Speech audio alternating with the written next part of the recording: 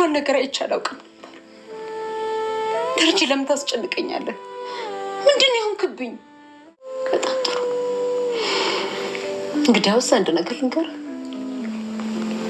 እኔ ማርታ ድንጋይ አይደለሁም። የት እንዳለች ብቻ ንገረኝ። እኔ ሄዳለሁ። እጅ ባልፈራም ናታን ችግር የለውም። እናቴን አይኗ ማየት እፈልጋለሁ። አይኗ ማየት እፈልጋለሁ። መሄድ እፈልጋለሁ። በቃ ዳጣ ነገ ጋር ነው ጂሊ ገለኛ። ሂድ በቃ ገዛን ሂድ በቃ። አንቺ ውሸቷሽ አለ እንግዲህ።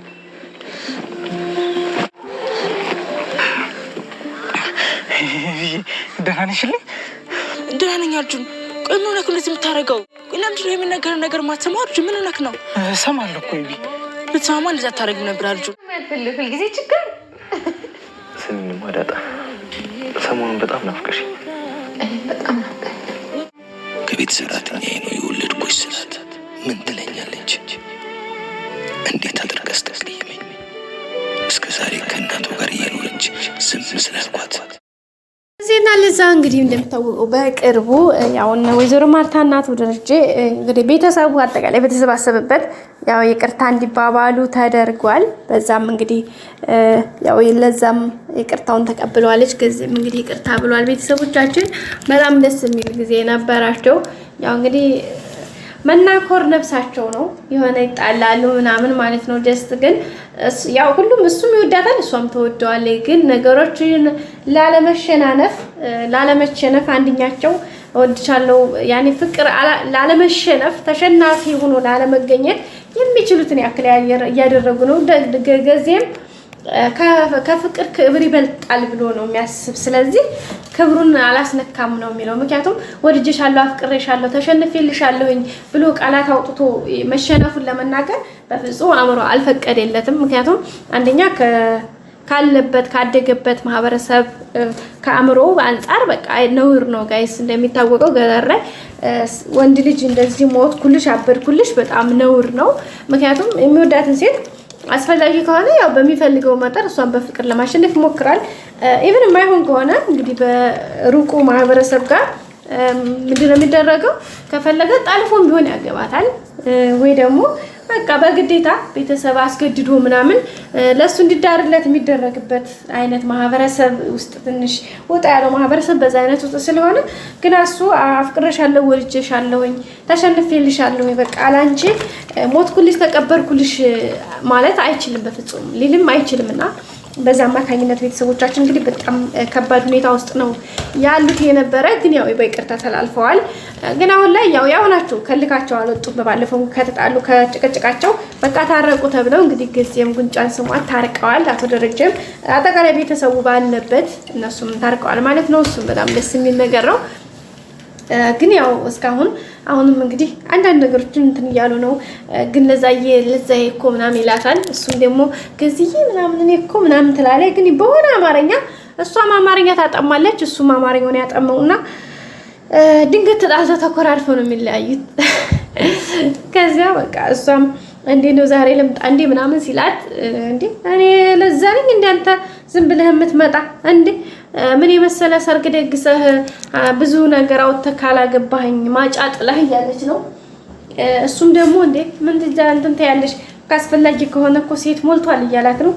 እና ታዲያ ሴት ከሞላ መሄድ መብትህ ነው ትላለች። ያው ታንገት በላይም ቢሆን ክብሯን ለመጠበቅ እስከ ጥግ ድረስ ነው የምትሄደው ለዛም ቢሆን።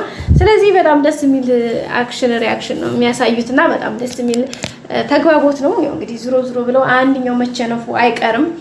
ወይ እሷ ትቸነፋለች ወይ እሱ ተሸንፎ እንግዲህ ወይ እናት ደረጃ ገብተውበት ይሄን ነገር እንደሚስተካከል ተስፋ እናደርጋለን። ያው የፍቅር ጉዳይ አይደል ጋይስ። ስለዚህ ያው ጊዜውን ጠብቆ ሁሉም ነገር ይሆናል።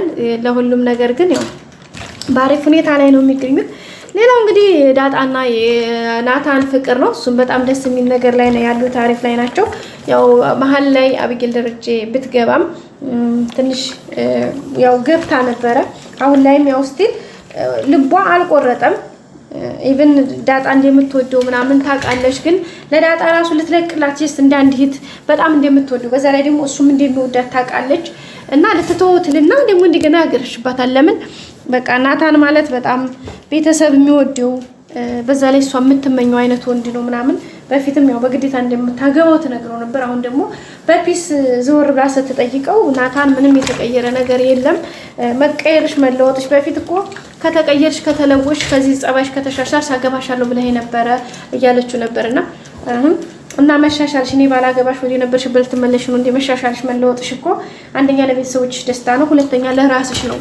የመጀመሪያው ለራስሽ ነው፣ ከዛ በቀጥታ ለቤተሰቦችሽ ነው። ስለዚህ መሻሻልሽ እኮ ለራስሽ ነው እንጂ ለማንም አይደለም ብሎ ነው የመለሰላት። ሶ ግን እንደምወድ ታውቃለህ፣ በዛ ላይ ደግሞ ዳጣም ትወድሃለች፣ እሷም እንድትጎዳ አልፈልግም አይነት አማርኛ እያለችው ነበረ።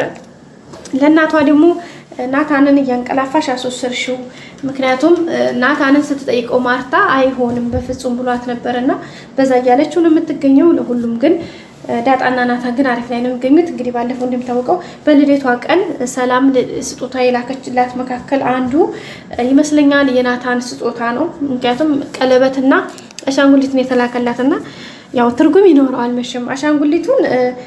አሻንጉሊቷ ስታምር ወድጃታለሁ ምናምን ስትላት ዳጣ ምንድን ያለቻት ያው ለህፃን ልጅ ለገና ለተወለደ ለሚቦርቅ ልጅ የሚሰጥ ስጦታ ነው ግን ለአንቺ ሰጠውሽ ስትላት እንዴ በጣም ነው ወደድኩት ምናምን ብላ እንግዲህ በጣም ደስ ብሏት አመስግናታለች። ያው ሰላም እንደዛ የሰጠችበት ምክንያት አንደኛ የልጇን የመጀመሪያ ልደት ለሷ በቃ ገና ያመት ልጅ ናት፣ በሰላም ዘንድ ያመት ልጅ ናት። ምክንያቱም እስካሁን አታውቃትም፣ ለመጀመሪያ የሚያወቀቻት አሁን ነው።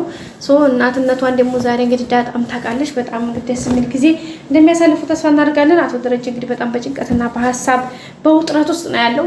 እሱ ብቻ ሳይሆን እንግዲህ ማርታም ዛሬ በጣም ከባዱ ስሜት ነው ያለችው። ምክንያቱም ደረጀን እንግዲህ ንገረኝ ስትለው መናገር ስላልፈለገ እሱም ያው ቢናገር እዚህ ጋር ትንሽ አደጋ ስላለው በዛ አማካኝነት እንግዲህ ነገሮችን እሱም በሚችለው መልኩ ለማስተካከል የሚችለውን እያደረገ ነው። ግን ያው ዛሬ አነሰም በዛም ወጣም ወረደም እናቷ እንደሚነግራት ለራሱ ቃል ገብቷል፣ ለሷም ነግሯታል። እንግዲህ ብር ስጦታ ተሰጥቷታል። በቃ ሁሉም ሰው የሚችለው ስጦታ አበርክቶላታል። ግን በመጨረሻ ደረጀ ከሁሉም በላይ ትልቁ ስጦታሽ እናትሽ ናት፣ ስለዚህ እናትሽን ሰጥሻለሁኝ ትንሽ ጠብቂኝ ብሏታል። በመጨረሻም እንግዲህ ደረጀ ብዙ ቻሌንጆችን እንትን ካለ በኋላ ማርታም ጋር ብዙ ተጣልተው ምናምን ያው ትንሽ ያልሆነ ስሜት አስተናግደው ነበረ። ግን በመጨረሻ ያው ማርታም አኩርፋ እንግዲህ አቢጌል ክላስ ነው ያለችው። ደረጀ ግን ያው ዳጣን ይዞ ከቤት ወጥተዋል፣ ወደ መኪና ወጥተዋል። ምክንያቱም እንግዲህ ለዳጣ ይሄን ስሜት ለመናገር ወይም ደግሞ እናቷ መሆኗን ለመንገር ነው የወሰነው ደረጀ። ሄዶ እንግዲህ አሁን እናቷ እንደሆነች አለውድ በግድ ይነግራታል ማለት ነው ቤተሰቦቻችን። በዛም እንግዲህ በጣም ደስ የሚል ሁኔታ እንደምታሳልፍ ዳጣ በጣም ከባድ ነው። እናቷ መስማቷን ትፈልጋለች አይኖ፣ ግን ደግሞ እናቷ ሰላም እንዲሆነችና ሲነግራት ትንሽ ከበድ የሚላት ይመስለናል። ዙሪያ ወይስ በቀጣይ ክፍል ይዘን የምንገናኝ ይሆናል። ሰላም ቆዩ። ላይክ፣ ሼር፣ ሰብስክራይብ አይረሳ። ወዳችኋለሁ። ባይ